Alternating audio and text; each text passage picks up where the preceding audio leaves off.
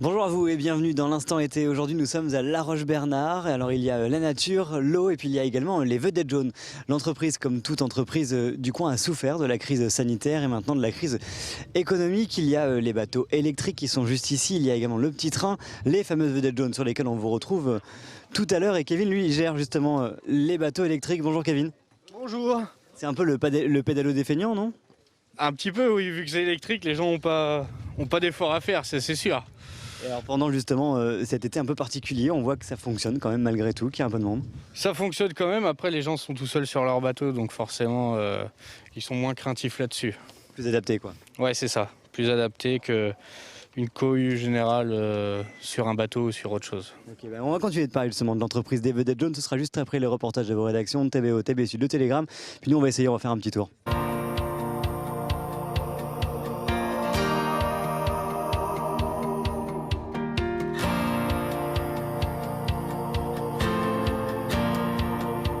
Et nous sommes de retour du coup sur la Vilaine à bord de ces fameuses vedettes jaunes avec Hervé Dreno, c'est le patron des vedettes jaunes. Bonjour à vous.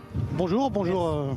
Merci de venir nous voir ici au barrage d'Arzal sur la Vilaine. Sur la Vilaine justement, c'est ici que vous naviguez avec vos fameuses vedettes jaunes. Alors il y a bien sûr ces gros bateaux jaunes, il y a également des petits bateaux électriques rouges, le petit train d'Arzal.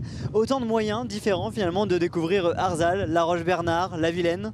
C'est exact, depuis pratiquement 50 ans maintenant, les vedettes jaunes ont été mis en place par les parents d'ailleurs. Et depuis quelques années, ça s'est agrandi puisque depuis 6 ans, à La Roche-Bernard, un petit train touristique permet de découvrir la petite cité de caractère. Ouais.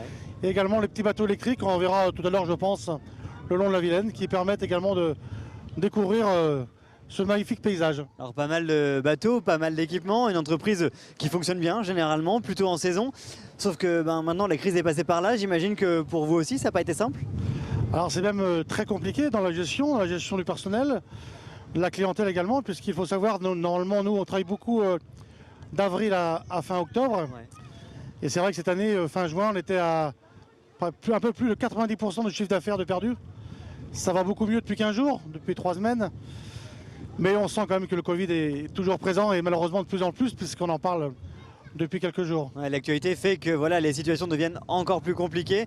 Vous craignez justement, vous, pour les affaires, pour que ces bateaux continuent de naviguer avec du public à bord dans des Je pense que si on fait une année blanche, ça sera déjà bien. On va pas gagner d'argent, c'est pas très grave. On a le dos large pour passer la tempête. Mais je pense que la fin de l'année risque d'être très compliquée à partir de septembre. Le rendez-vous phare un peu des vedettes jaunes, c'est votre bateau croisière avec les restaurants à bord, non?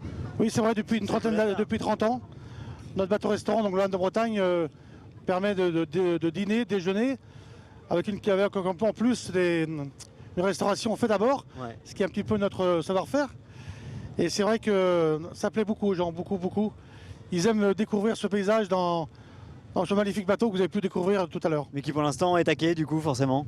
Alors aujourd'hui il est taquet, demain on travaille, mais au mieux de tourner 6 fois par semaine, on fait que pour l'instant que 4 sorties par semaine, quoi. Alors plus sérieusement, c'est vrai que les entreprises comme la vôtre ont du mal. Vous avez plus de presque 50 ans en tout cas d'ancienneté, vous le vivez plutôt bien. En tout cas, vous êtes plus serein que d'autres entreprises touristiques du coin, j'imagine. Oui, c'est vrai qu'on est assis depuis 48 ans. On a la chance d'une entreprise saine. Alors bien gérée, c'est pas le mot peut-être, mais on a une belle région, donc les gens viennent En tout cas, depuis 10 ans.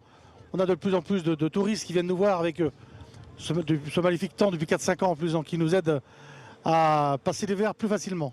C'est un message aussi peut-être pour les locaux, les personnes qui vivent à Lorient, qui vivent à Quimper, qui vivent même à Morlaix. Pourquoi pas venir faire un tour ici? C'est une façon plutôt sympa de découvrir le territoire morbihanais.